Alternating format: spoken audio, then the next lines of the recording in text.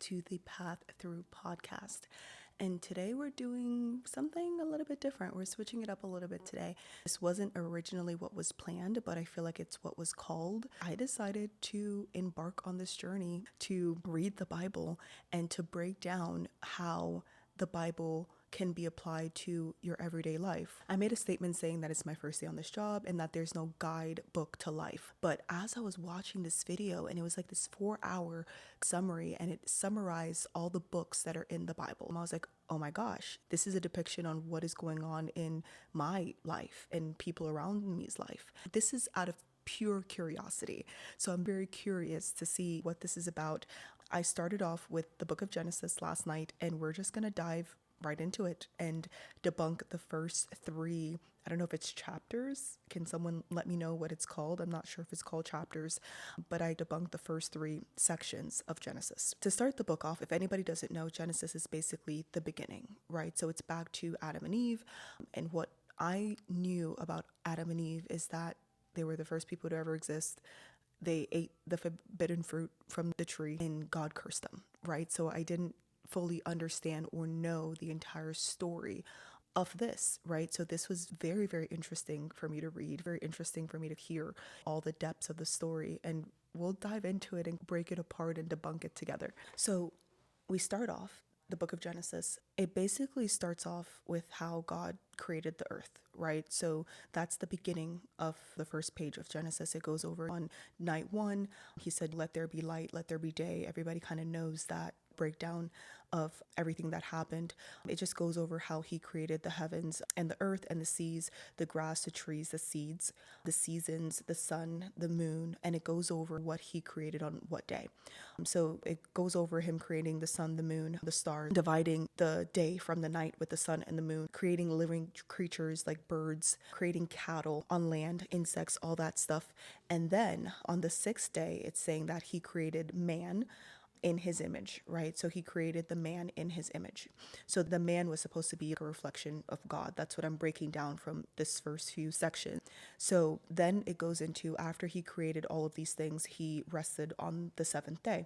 And then he created the Garden of Eden, which we all know the story of Adam and Eve, and that took place in the Garden of Eden. And then he created the tree of knowledge, the famous apple story that we've all heard of about them eating the forbidden fruit. That was from the tree of knowledge, which is the tree of good and evil. Basically, then it goes into, now it's everything God's created. It's God and it's Adam. And God commanded Adam not to eat from the tree of good and evil. He said that this is an abundance of everything that you could ever think of, any fruit, any animal, any food that you can ever think of, but just don't eat from this tree. Now, let's break that down a little bit, right? Because I feel like I never fully understood why you couldn't eat from this tree. I never fully understood. I just knew that, hey, God said to do something, he didn't do it, and now he was cursed, right? But reading this, it really does go into the why he didn't want them to eat from that tree, the purpose of the tree. It fills in all the gaps that I didn't know as a kid with hearing this biblical story, right? So he commanded him to not eat from the tree of good and evil, and for what we're reading right now, we don't understand why yet, right? It hasn't been introduced why he said not to do that. So Adam, after that, he told Adam that he can name all the animals. So Adam went ahead, he named all the animals, like cow, he named all the cattle and all of that. So Adam was the one who named all the animals that God created. After that, Adam was very lonely, and it went on this journey of God introducing different things in front of him and him being like, he's not very interested. So after that, God put him into a deep sleep because God is trying to please him. God loves him, so he's trying to please him, right? So he's trying to figure out, what can I do to create something that is going to make him have some type of companionship, right? So God put Adam in a deep sleep, and then it says that as he slept, he took one of his rib and created the woman, right? So I've heard this analogy before, but I didn't fully understand the story. And this is what me reading this is about, right? It's the journey of the stories that I really want to understand, fill in the blanks of all the things that I didn't know with these stories. So he took a piece of Adam's rib, and so he created the woman, and that's how the woman was created. So after Adam woke up, he saw the woman who was laying on his chest and they were both naked. Adam said, "This is bones of my bone and flesh of my flesh," right? So this is something that was created from him. So that's what that means. It was created. It's something that is of him, right? It was made from him. And then there's this section, it just goes where they're just talking back and forth. As I said, it's very Shakespearean, so it's kind of hard to understand everything, but this is what I've debunked from what I've read. And then God says that a man shall leave his mother and father and cleave, which I didn't know what it meant. So I had to ask ChatGPT what cleave meant. It just means adhere closely, right? So it's saying that after a man leaves his father and his mother, he will cleave to his wife, which is this woman, and they shall be one flesh. So this goes over the intention of covenant, and it goes over the intention of marriage and what God had in mind for marriage. So at this point, we have Adam, we have Eve, they're living happily in Eden. God has created Eve to keep Adam company. And then we go into the serpent, right? So going back to things that I didn't know, originally, when it came to that, all I knew was the serpent came, told Eve, "Hey, eat the apple." Eve ate the apple, and that's how that kind of story was meant to be. Come to find out, it's a lot deeper than that, right? So it says that the serpent then came to the woman, which is Eve, and convinced her to eat the apple from the good and the evil. But how he did that, right? Because he didn't just go up to Eve and say, "Hey, eat this apple," and Eve ate the apple. No, first he came up to her and he was like, "God told you not to eat from this tree." And she was like, "He said that we can eat everything, but he told Adam not to eat from the tree." And then the serpent was like, "Well, that's stupid." Well, he didn't say in those exact words, but that's pretty much what he said. He's like, "Well, that's stupid. I wonder why." It's because it would make you wise like him, right? So I want you guys to keep this in mind because it doesn't get unveiled what this really means until after you read through the rest of it, right? So just keep in mind that how the serpent was able to convince Eve to eat this apple, it was by telling her that it would make you and Adam wise like God, right? It would make you just like him. And that's why he doesn't want you to eat from this fruit. So he was like, "No, it's fine, just eat it." So then we all know the famous story that Eve ate the apple, and then she then convinced Adam to also eat the apple as well. So this is where it gets interesting. At least it got interesting for me, right? So it goes into saying that after they ate this apple, they suddenly realized that they were naked. So remember in the beginning when we talked about how God pulled a rib from Adam and he created the woman, which is Eve, and they were laying together and they were fully naked and they were comfortable and they were happy, right? They had no recollection of what naked was or what anything like that was, right?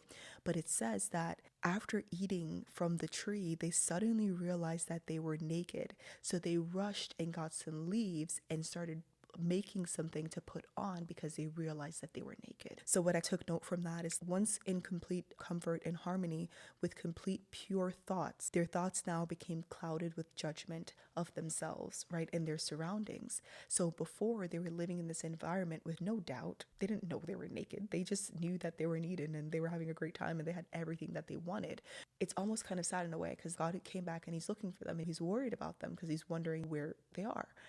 And it said that when they heard God coming, they ran and they hid from him, right? So that's why God couldn't find them whenever he came back.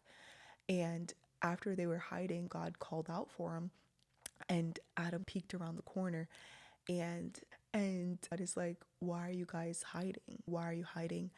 And Adam says, "I'm naked and I didn't want you to see me naked," right? And God then says, "How do you know that you're naked?" Right? Because now it's starting to click. Those thoughts shouldn't be in Adam's mind that he's naked and that he's embarrassed and he's covering himself because he's naked, right?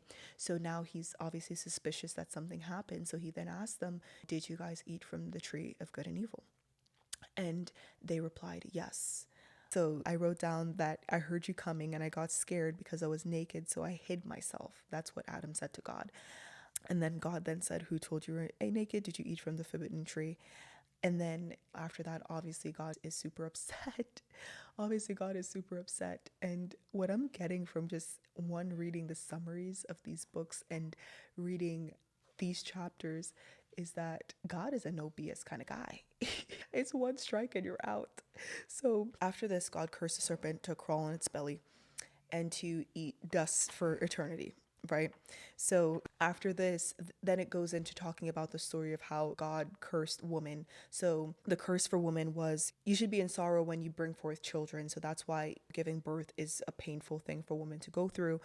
And it says that your desire should be to please your husband. And then it goes into that your husband then shall rule over you. After the curse of Eve and the curse of the serpent, that's what I'm saying. Reading this is making me realize that God don't play, right?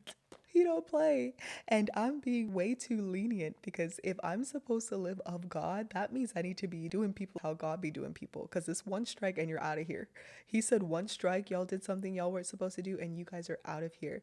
And obviously it's out of love and it's out of anger and a little bit of frustration as well. But it goes into the curse that God puts on Adam. And it basically just says that life will be very hard for him. He'll have to work for everything that he has, and that the ground will fight back, right? So before in Eden, there was no weeds, there were no thorns or anything like that. Everything grew beautifully in Eden. And they had everything that they could ever desire. So now God is saying, because I gave you everything that you desired, I gave you everything that you wanted, I gave you everything that you could ever need, and it still wasn't enough for you. Now I'm going to show you what it's like to really work hard for you to be able to survive, right? Work hard for you to catch the food that you need to eat, work hard for you to grow the food, and you're going to see how difficult it is to survive, right? So after all of this, God kicked them out of Eden, and then it goes into the fact that God then created clothes for them because now they're self-conscious about the fact that they're naked. And this section really resonated because I feel like this is a section that just ties everything back together for me. It said that God said to them, "Man has become as one of us to know good and evil." Just think about that for a second, right? Just think about that. So, what it's telling me is, and again, everybody's interpretation of things is different, but this is my personal interpretation of what this is, and I'm definitely open to hearing y'all's interpretation as well. But what this is telling me is that when God created everything, when he created the world, when he created Adam, his intention was for them to live this happy life, for them to give them everything that they wanted, right? And what happened instead is even when they had everything that they wanted, they still wanted the thing that they weren't supposed to have. And they ended up betraying God and going after something that he told them that they shouldn't have. And this section now explains the reason why God did not want them to eat from this tree. It wasn't just because I said so. No, he was trying to protect them because God knows the difference between good and evil. God knows these things. He wanted to shield mankind from that knowledge. He wanted them to live this clean and pure life where they had everything. He wanted them to live out their end of their days in Eden. It was never God's intention to have us live a bad life. It was never God's intention to have us live in doubt and in fear and in embarrassment. This is my interpretation, is that those are all things that are attached to evil, because if this tree is of good and evil, and before they didn't have these thoughts and now they have these thoughts, that means that those things are then associated with evil, right? Because God, as our creator, he has given you everything. He hasn't given you any reason to doubt him, to be embarrassed. He's your father, right? And it's so interesting because I feel like I've always heard the story of God saying, don't eat the apple. And I'm like, he said not to eat the apple. He should have listened, right? And I feel like that's how we go through life. But to finally understand the reason behind why God didn't want them to eat the apple, it kind of makes me so sad. And when I was reading it, I was like, oh my gosh, poor God, because he created these people, he created Adam and he created Eve so that they could live this joyful life. And with eating this apple, it introduced evil into the world. That was the first time evil was introduced into the world, right? And it was introduced under this false premise that you're going to be like God. The serpent was like, you're going to be wise. And I feel like that is also this atonement of how you can apply that to your life, is that a lot of the times evil is not going to come to you as evil. The things that are meant to lead you astray aren't going to come to you directly and say, hey, God told you not to eat that apple, eat the apple. Eve would have been like, no. what he did is he tricked her in a way to make it seem like it was something that was beneficial. And that is the way that evil enters into our lives. And this is why I wanted to read this book, because I really feel like all the motivational speeches that I listen to, all the books that I read on development and how to live life, what I'm reading is it all goes back to the Bible in a way. And that is what is so intriguing to me. And going back to that point is evil is not going to come and approach you as evil. It's going to come and disguise itself as something good, as something beneficial, right? Something to lead you astray. And that's what happened with Eve. And if it's going back to the beginning of time, remember, history isn't rewritten, right? The things that happen will happen again. So if we have that idea that whenever evil is approaching me, it's not going to come as a wolf, it's going to come as a sheep. It's going to come as a wolf disguised as a sheep, right? So it's so important to be consciously aware of those things that are coming into your life to lead you astray. Don't be Eve, right? Don't be Eve getting tricked by the serpent, by this idea that it's going to be a good thing. The serpent was like, you're going to be wise like him. You're going to be just like him.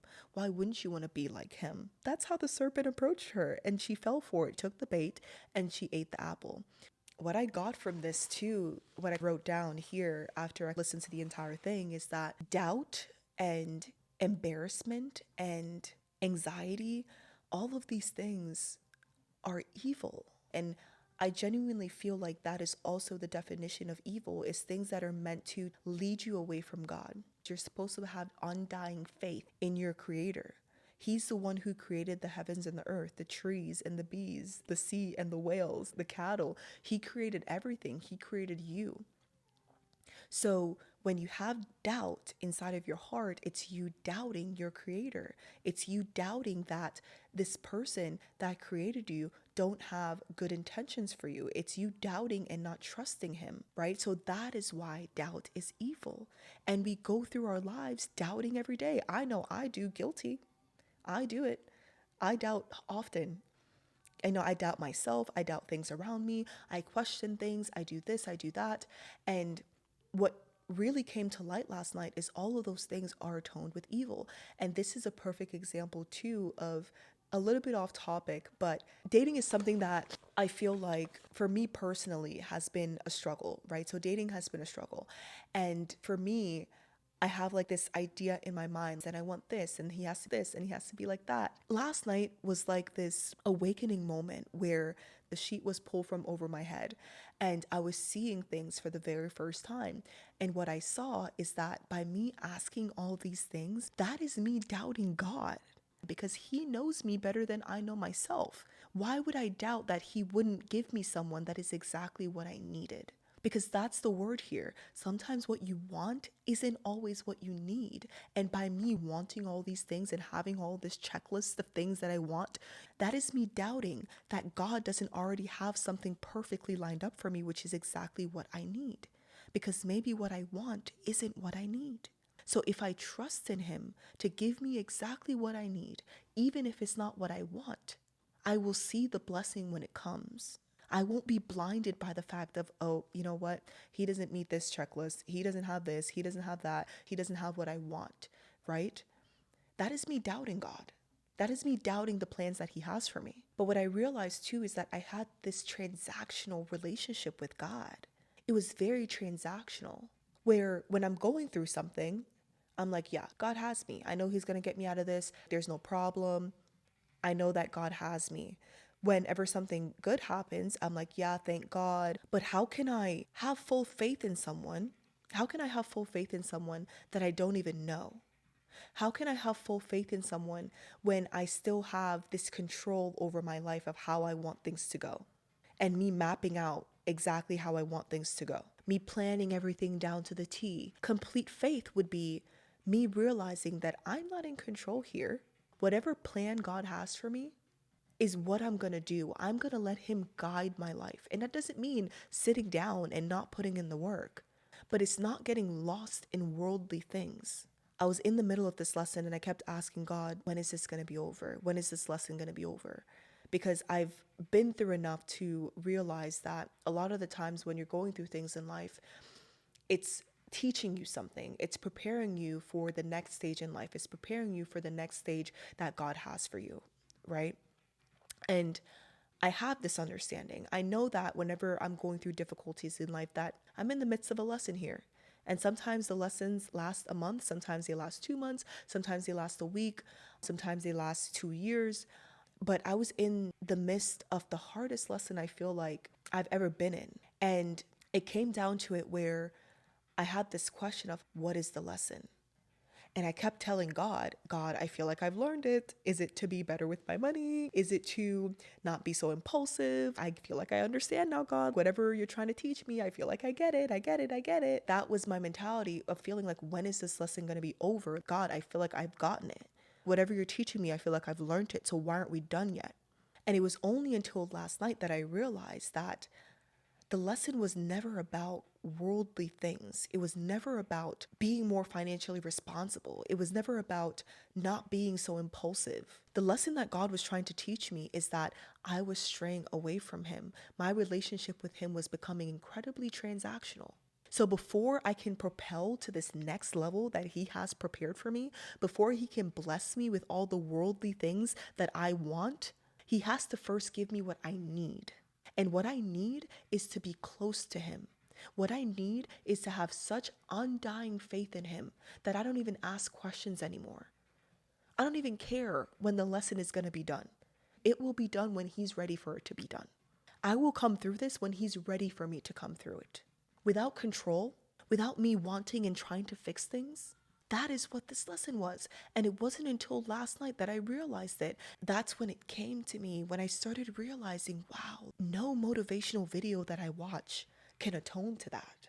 No motivational podcast that I listen to can atone to that. This is the OG motivational podcast. This is the OG motivational book. No Jordan Peterson, no Robert Greene, no Dale Carnegie can live up to what is in here.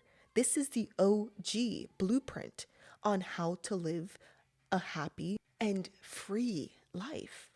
So I'm embarking on a new journey, and I want to read this Bible, and I want to hear these stories, and I want to get to know my Creator. And if you guys feel like this is something that you want to walk along with me, I'm elated to have you join me, because I've never read this before. I've never read the Bible before in my life. I went to Catholic school when I was younger, but you're a kid and I was just going to go without fully understanding. And then I went a couple times when I was an adult, but I feel like I want to know my Creator. I want to know the person that created me. And for me to fully say that I'm faithful and that I believe in Him, I have to understand Him. And I don't understand Him. So how could you believe in something you don't even understand? That's the question that I had to ask myself. So if you guys want to walk along this path with me, I broke down the first 3, I don't know if it's chapter of Genesis, and super interesting so far, going all the way back to the beginning. And next week, we'll break down the other 3 chapters, and we'll break down lessons from it and how you can implement those things into your life.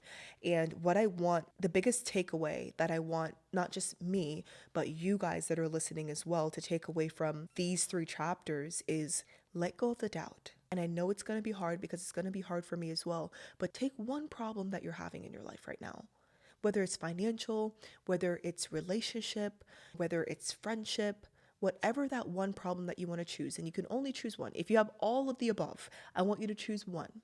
And I want you to let go of that doubt. Let go of the control and say, you know what, God, I have full faith that you have this. I have full faith that you are working in my best interest. I want you to have that conversation with God. Let that one thing go today. You don't have to start all at once, because I won't. And I'll do the same. This is our homework for the week, right? I'll do the same. And next week, if you guys want to write in your stories, or if you want to write me, you guys can DM me, you guys can message me in any platform and tell me your story. I'd love to give you some insight. I'd love to talk to you, right? But if you guys are feeling extra great this week, another thing that we can also work on is I want you guys to identify at least one thing in your life right now that is not serving God? Just one. Again, if there's multiple and you want to do multiple, great for you. I'll start with one this week. But acknowledge it. See the serpent. Because remember, it's not going to come as a serpent. It's not going to come as a wolf.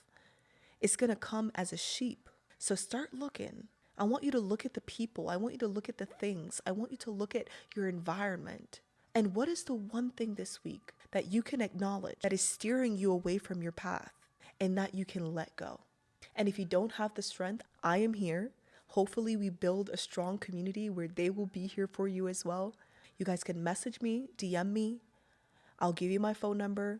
We'll get on the phone and we'll talk and we'll get back on the path together. So this is a little bit of a lengthier episode than I expected, but I'm super excited. If you guys want to join this journey with me, I would be so excited. If you guys want to read the next 3 chapters, so I ended on chapter 3 of Genesis this week. If you guys want to read the next 3 chapters and we go over those together next week, you guys can follow along with me. We can see how we can implement it into our life, and we're going to get ourselves back aligned, right? We're going to get ourselves back on the path, because when we're back on that path, you'll see how many of those doors start to open. I feel like we're off track. I was steering off track, guilty as charged. I can admit it. And I know I'm not the only one. Right? So let's get back on the path together. So y'all read the next 3 chapters of Genesis, either listen to it on audiobook or listen to it on YouTube, or read it. If you have a Bible and you understand the Shakespearean language, you can read it. And we'll debunk it together next week, and we'll see how we can implement something else into our life that is going to help us get back on that path. Right? So again, this is Tinoy Thames, and this is the Path Through. But I think that this is something wonderful, and I hope that you guys join me along this journey, because this is completely new for me too. This is new for me, and I've never done this before. And if y'all want to join me and see how this goes, we can definitely do it, and we can do it together. You guys have a wonderful week, and I hope to see you guys next time.